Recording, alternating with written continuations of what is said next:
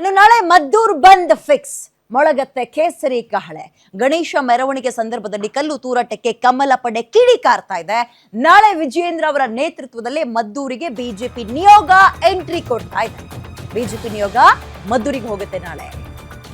ಮೊಳಗತ್ತೆ ಕೇಸರಿ ಕಹಳೆ. ಬಂದ್ ಇಲ್ಲ ಅಂತ ಇದ್ರು, ಬಂದಿದೆ ಅಂತ ಇದ್ರು, ಕನ್ಫ್ಯೂಷನ್ ಇತ್ತು. ಬಟ್ ಈಗ ಬಿಜೆಪಿ ಹೋಗ್ತಾ ಇದೆ ಅಲ್ಲಿ.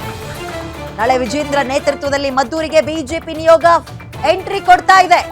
ಮದ್ದೂರು ತಾಲೂಕು ಬಂದ್ಗೆ ಬಿಜೆಪಿ ಕರೆ ಕೊಟ್ಟಿದೆ. ಇದಕ್ಕೂ ಮುಂಚೆಯೇ ಅಲ್ಲಿನ ಜನ ಇದನ್ನ ತೀರ್ಮಾನ ಮಾಡಿದ್ರು. ಸ್ವಯಂ ಪ್ರೇರಿತವಾಗಿ ಬಂದ್ಗೆ ಸಹಕರಿಸಬೇಕು ಅಂತ ವರ್ತಕರಿಗೂ ಕೂಡ ಮನವಿ ಮಾಡ್ತಾ ಇದ್ದಾರೆ. ರಾಜ್ಯದಲ್ಲಿ ತಾಲಿಬಾನಿ ಸರ್ಕಾರ ಇದೆ ಅಂತ ಪ್ರತಾಪ್ ಸಿಂಹ ಕಿಡಿಕಾರಿದ್ದಾರೆ. ಡಿಜೆ ಹಳ್ಳಿ, ಕೆಜೆ ಹಳ್ಳಿ ಗಲಭೆಕೋರರ ಮೇಲಿನ ಕೇಸ್ ಹಿಂಪಡೆದಿದ್ದಾರೆ. ಅದಕ್ಕಾಗಿ ಇವರು ಬಾಲ ಬೆಚ್ಚುತ್ತಾ ಇದ್ದಾರೆ. ಪ್ರತಾಪ್ ಸಿಂಹ ಈ ರೀತಿಯಾಗಿ ವಾಗ್ದಾಳಿ ನಡೆಸಿದ್ದು. ನಾಳೆ ಮದ್ದೂರ್ ಬಂದ್ ಫಿಕ್ಸ್ ಆಗುತ್ತೆ. ಆರಂಭದಲ್ಲಿ ಬಂದ್ ಅಂದ್ರು, ಅದಾದ್ಮೇಲೆ ಸಂಜೆ ಸ್ವಲ್ಪ ಕನ್ಫ್ಯೂಷನ್ಸ್ ಇತ್ತು. ಬಟ್ ಈಗ ಬಿಜೆಪಿ ಅಧಿಕೃತವಾಗಿ ನಾವು ಎಂಟ್ರಿ ಕೊಡ್ತೀವಿ, ಬಂದ್ ಆಗತ್ತೆ. ಸ್ವಯಂ ಪ್ರೇರಿತವಾಗಿ ವರ್ತಕರು ಕೂಡ ಸಪೋರ್ಟ್ ಮಾಡಬೇಕು ಅಂತ ಕೇಳ್ತಾ ಇದ್ದಾರೆ. ಸೊ ನಾಳೆ ಮದ್ದೂರು ಬಂದ್ ಫಿಕ್ಸ್. ಇದ್ದಂತಹ ಗೊಂದಲಗಳಿಗೆ ತೆರೆ ಎಳ್ತಿದ್ದಾರೆ. ನಾಳೆ ಮದ್ದೂರು ಬಂದ್ ಫಿಕ್ಸ್ ಫಿಕ್ಸ್ ಫಿಕ್ಸ್.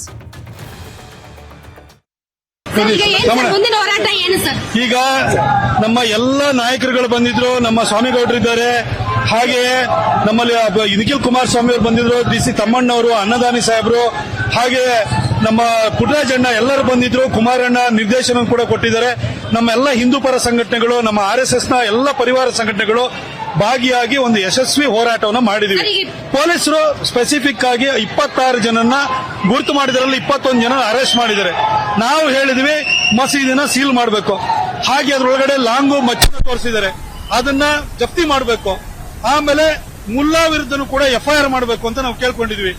ಅದರಲ್ಲಿ ಯಾರ್ದು ಸ್ಪೆಸಿಫಿಕ್ ಆಗಿ ಹೆಸರಾಗ್ದಲೆ ಒಟ್ಟು ಗಲಾಟೆ ನಡೆದಿದೆ ಅಂತ ಹೇಳಿದ್ರೆ ಎಲ್ಲರನ್ನು ವೆರಿಫೈ ಮಾಡಿ ಎಲ್ಲರನ್ನು ಸೇರಿಸ್ತೀವಿ ಅಂತ ನಮಗೆ ಅಶ್ಯೂರ್ ಮಾಡಿಕೊಟ್ಟಿದ್ದಾರೆ. ಹಾಗೆ ನಮಗೆ ಬುಧವಾರ ಸಾಮೂಹಿಕ ವಿಸರ್ಜನಾ ಕಾರ್ಯಕ್ರಮ ಇರುತ್ತೆ, ಅದರಲ್ಲೆಲ್ಲ ನಾವು ಭಾಗಿಯಾಗ್ತೀವಿ. ಇನ್ನು ಮುಂದೆ ಈ ತರ ಘಟನೆಗಳು ನಡೀಬಾರದು. ಇಲ್ಲಿ ಪೊಲೀಸ್ ಅಧಿಕಾರಿಗಳಲ್ಲಿ ಕೆಲವರು ಲಾಠಿ ಚಾರ್ಜ್ ಮಾಡಿದ್ದಾರೆ, ಅವ್ರ ಮೇಲೆ ಆಕ್ಷನ್ ಇನಿಷಿಯೇಟ್ ಆಗಬೇಕು ಅಂತ ನಾವು ಕೇಳ್ಕೊಂಡಿದ್ದೀವಿ. ADGPಗೆ ಮಾಹಿತಿಯನ್ನು ಕೊಟ್ಟಿದ್ದೀವಿ ಅಂತ ಹೇಳಿದ್ರೆ ಸ್ಪೆಸಿಫಿಕ್ ಆಗಿ ಇಲ್ಲೊಬ್ರು ಇನ್ಸ್ಪೆಕ್ಟರ್ ಹೆಸರನ್ನು ಕೂಡ ಡಿ.ಸಿ. ತಮ್ಮಣ್ಣವರು ಹೇಳಿದ್ದಾರೆ, ಅವ್ರ ಮೇಲೆ ಆಕ್ಷನ್ ಇನಿಷಿಯೇಟ್ ಆಗಬೇಕು ಅಂತ ಹೇಳಿದ್ದಾರೆ. ಆಗುತ್ತೆ ಸರ್. ಹೆಣ್ಮಕ್ಳ ಮೇಲೆ ಕೂಡ ಲಾಠಿ ಚಾರ್ಜ್ ಮಾಡಿರೋದನ್ನ ನಾನು ನೋಡಿದೆ. ಸೊ ಅದ್ರ ಬಗ್ಗೆ ಏನ್ ರಿಯಾಕ್ಟ್ ಮಾಡ್ತೀರಿ ಸರ್? ಅದಕ್ಕೆ ಯಾರ್ಯಾರು ಹೆಣ್ಮಕ್ಳ ಮೇಲೆ ಹಿಂಗ್ ಲಾಠಿ ಚಾರ್ಜ್ ಇವೆಲ್ಲ ಮಾಡಿದ್ದಾರೆ ಅವ್ರ ಮೇಲೆ ಆಕ್ಷನ್ ಇನಿಷಿಯೇಟ್ ಆಗಬೇಕು ಅಂತ ಹೇಳಿದ್ವಿ. ನಾವು ಮಾಡ್ತೀವಿ ಅಂತ ಹೇಳಿ ಅಶ್ಯೂರ್ ಮಾಡಿದ್ದಾರೆ DC ಮತ್ತು SP ಇಬ್ಬರನ್ನು ಕೂಡ. ಸರ್, ಇದರಿಂದ ಯಾರಾದ್ರೂ ಇದಾರೆ ಅಂತ ಅನ್ಸುತ್ತಾ? ಏನಾದ್ರೂ ಷಡ್ಯಂತ್ರ ಆಗ್ತಾರಂತ, ಅಥವಾ ಇದು ಸುಮ್ನೆ ಒಂದು ಪರಿಸ್ಥಿತಿಯ ದುರುಪಯೋಗ ಪಡಿಸ್ಕೊಂಡಿದೆಯಾ ಇನ್ನೊಂದು ಕೋವಿನ ಜನ? ಇವೆಲ್ಲ ಇದ್ರ ಹಿಂದೆ, ಎಲ್ಲಾ ಘಟನೆಗಳ ಹಿಂದೆ ಇರುವಂತ ಒಬ್ಬನೇ ವ್ಯಕ್ತಿ ಅಂತಂದ್ರೆ ಅದು ಸಿದ್ದರಾಮಯ್ಯ. ಸಿದ್ದರಾಮಯ್ಯನವರು ಹೆಂಗ್ ಕಾರಣ ಆಗ್ತಾರೆ ಸರ್? ಯಾಕಂದ್ರೆ ರಾಜ್ಯಾದ್ಯಂತ ಅತ್ಯಂತ ಶಾಂತಿಯಿಂದ ನಡೆದಿದೆ ವಿಸರ್ಜನಾ ಕಾರ್ಯಕ್ರಮ.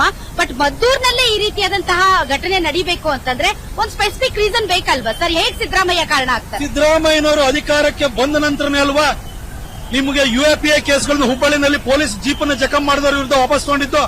ಅವ್ರ ನಂತರನಲ್ವಾ KG ಹಳ್ಳಿ ಮತ್ತು DJ ಹಳ್ಳಿನಲ್ಲಿ ಅಖಂಡ ಶ್ರೀನಿವಾಸ್ ಮೂರ್ತಿಯವರ ಮನೆಯನ್ನು ಸುಟ್ಟಾಕಿದವ್ರನ್ನ ವಿರುದ್ಧ ಕೇಸ್ಗಳನ್ನ ವಾಪಸ್ ತೆಗೆದುಕೊಂಡಿದ್ದು? ಸಿದ್ದರಾಮಯ್ಯನವರು ಬಂದಾದ ನಂತರ ಅಲ್ವಾ ವಕ್ಫ್ನ ಹೆಸರಿನಲ್ಲಿ ಹಿಂದೂಗಳ ಭೂಮಿ ಕಬಳಿಸ್ಲಿಕ್ಕೆ ಕೊಟ್ಟಿದ್ದು? ಸಿದ್ದರಾಮಯ್ಯನವರು ಮೊನ್ನೆ ತಾನೇ ಮುಸಲ್ಮಾನರು ಶಾಂತಿ ಪ್ರಿಯರು ಅಂತ ಹೇಳಿ ಹೇಳಿಕೆ ಕೊಟ್ಟಾದ ನಂತರ ಕಲ್ಪಿಸಿರೋದಲ್ವಾ? ಅವ್ರ ಮೇಲೆ ಏನೇ ಪ್ರಕರಣ ದಾಖಲಾದ್ರು, ಯಾವುದೇ ಸರ್ಕಾರ ದಾಖಲು ಮಾಡಿದ್ರು ವಾಪಸ್ ತೆಗೆದುಕೊಳ್ತಾರೆ ಅನ್ನೋ ಅವರಿಗೆ ವಿಶ್ವಾಸ ಇದೆ. ಹಾಗಾಗಿ ಇದು ನಡೀತಾ ಇದೆ. ಇದು ಏನ್ ಮಾಡಿದ್ರು ನಡೆಯುತ್ತೆ ಅನ್ನುವಂಥದ್ದು ಬಂದಿದೆ ಅಂತ ಅಂತೀರಾ? ಬಂದಿರೋದಕ್ಕೋಸ್ಕರನೇ. ಇಲ್ಲ ಅಂತ ಹೇಳಿದ್ರೆ ಕನ್ನಡ ಬಾವುಟವನ್ನು ಅವಮಾನಿಸಿರುವಂತ, ಭುವನೇಶ್ವರಿನ ಅವಮಾನಿಸಿರುವಂತಹ ಬಾನು ಮುಷ್ತಾಕ್ ಅವ್ರನ್ನ ಕರ್ಕೊಂಡು ಬಂದು ದಸರಾ ಉದ್ಘಾಟನೆಗೆ ಯಾಕೆ ಹೋಗ್ತಾ ಇದ್ರು? ಹಿಂದೂಗಳ ಭಾವನೆಗೆ ಅವ್ರ ಮರ್ಯಾದೆ, ಮೂರ್ಖಾಸನ ಮರ್ಯಾದೆನೂ ಕೊಡ್ತಾ ಇಲ್ಲ. ಈಗ ಹಿಂದೂಗಳು ಮತ್ತು ಈಗ ಏನು ಪ್ರತಿಭಟನೆ ಇನ್ನೂ ನಡೀತಾ ಇದೆ ಸರ್, ಇನ್ನು ಮುಂದುವರಿಯುತ್ತಾ ಅಥವಾ ಹೇಗೆ ಅಂತ ಇಲ್ಲಿ ತಾವು ಸಮಾಧಾನ ಮಾಡಿಲ್ವಾ ಅವ್ರನ್ನ? ಆಕ್ಷನ್ ಇನಿಷಿಯೇಟ್ ಮಾಡಲಿಲ್ಲ ಅಂದ್ರೆ ನಾಳೆ ನಾವು ಬಂಧನ ಮಾಡ್ತೀವಿ. ನಾಡಿದ್ದು ಸಾಮೂಹಿಕ ವಿಸರ್ಜನೆ ಇದೆ. ಆ ಸಂದರ್ಭದಲ್ಲೂ ಕೂಡ ನಾವು ಪೊಲೀಸರಿಗೆ ಏನು ಆಕ್ಷನ್ ತಗೊಳ್ಳಿಲ್ಲ ಅಂದ್ರೆ ನಾವು ಬಿಡಲ್ಲ. ಬಿಜೆಪಿ ಇದರ ಲಾಭ ಪಡ್ಕೊಳ್ತಾ ಇದೆ, ಇದರಿಂದ ಏನಾದ್ರೂ ಪೊಲಿಟಿಕಲ್ ಮೈಲೇಜ್ ಸಿಗುತ್ತಾ ಅಂತ ಹೊಂಚಾಗ್ತಾ ಇದೆ ಅಂತ ಕಾಂಗ್ರೆಸ್ ನಾಯಕರು ಹೇಳ್ತಾ ಇದ್ದಾರೆ. ನಾನು ಮಾನ್ಯ ಸಿದ್ದರಾಮಯ್ಯ ಸಾಹೇಬ್ರಿಗೆ ಕೇಳ್ಬಿಡ್ತೀನಿ, ನೀವು ಸಾಕೊಂಡಿರುವಂತಹ ಈ ಪುಣ್ಯ ಮುಸಲ್ಮಾನರು ಏನಿದ್ರೆ ಅವ್ರ ಕಲ್ಲು ಹೊಡಿಸಲೇಬೇಡಿ. ಬಿಜೆಪಿಗೆ ಯಾಕೆ ಲಾಭ ಮಾಡ್ಕೊಡ್ತಿದ್ರಿ? ನೀವು ಕಲ್ಲು ಹೊಡಿಸಬೇಡಿ. ಕಲ್ಲು ಹೊಡಿಸಲಿಲ್ಲ ಅಂದ್ರೆ ಈ ತರ ಹೋರಾಟ ಮಾಡುವಂತ ಪ್ರಸಂಗನೇ ಬರಲ್ಲಲ್ವಾ? ಕಲ್ಲು ಹೊಡಿಸೋರು ನೀವು ಮತ್ತೆ ಪೊಲಿಟಿಕಲ್ ಲಾಭ ಮಾಡ್ತೀರಿ ಅಂತ ಮತ್ತೆ ಬಾನು ಮುಷ್ತಾಕರ ನೀವು ಉದ್ಘಾಟನೆಗೆ ಕರೆದ್ಬಿಟ್ಟು ಯಾವ ಲಾಭ ಮಾಡ್ಕೊಳಕ್ ಕೊಟ್ಟಿದ್ರಿ ಸಿದ್ದರಾಮಯ್ಯ? ಹೌದು, ಅವ್ರ ಧೋರಣೆ ಏನಿದೆ? UAPA ಕೇಸ್ಗಳನ್ನು ಯಾಕೆ ವಾಪಸ್ ತೆಗೆದುಕೊಳ್ತಿದ್ರೆ? Thank you. ಆಲ್ ರೈಟ್, ನೋಡಿದ್ರಲ್ಲ ವೀಕ್ಷಕರೇ, ಪ್ರತಾಪ್ ಸಿಂಹ ಅವರು ಈ ಘಟನೆ ನಡೆದಂತಹ ಸ್ಥಳಕ್ಕೆ ಬಂದು ಇಲ್ಲಿ ಪ್ರತಿಭಟನಾಕಾರರ ಜೊತೆ ಮಾತನಾಡಿದ್ದಾರೆ. ಅಷ್ಟೇ ಅಲ್ಲ, ಇವತ್ತು ಮತ್ತು ನಾಳೆ ಮತ್ತು ನಾಳಿದ್ದು 3 ದಿನ ನಾವು ಈ ಒಂದು ಪ್ರತಿಭಟನೆಯನ್ನ ಮುಂದುವರಿಸ್ತೀವಿ ಅಂತ ಹೇಳಿದ್ದಾರೆ. ಅಷ್ಟೇ ಅಲ್ಲ, ಸಿದ್ದರಾಮಯ್ಯನವರೇ ಇದಕ್ಕೆ ನೇರ ಹೊಣೆ ಅನ್ನೋ ಮಾತನ್ನ ಪ್ರತಾಪ್ ಸಿಂಹ ಹೇಳಿದ್ದಾರೆ. ಸೊ ನಿಮ್ಮ ಗ್ಯಾರಂಟಿ ನ್ಯೂಸ್ ಮದ್ದೂರಿನಿಂದ ಗ್ರೌಂಡ್ ರಿಪೋರ್ಟ್ ಮಾಡ್ತಾ ಇದೆ. ಕ್ಯಾಮರಾಮನ್ ಯುವರಾಜ್ ಜೊತೆ ರಾಧಾ ಹಿರೇಗೌಡರ್, ಮದ್ದೂರು.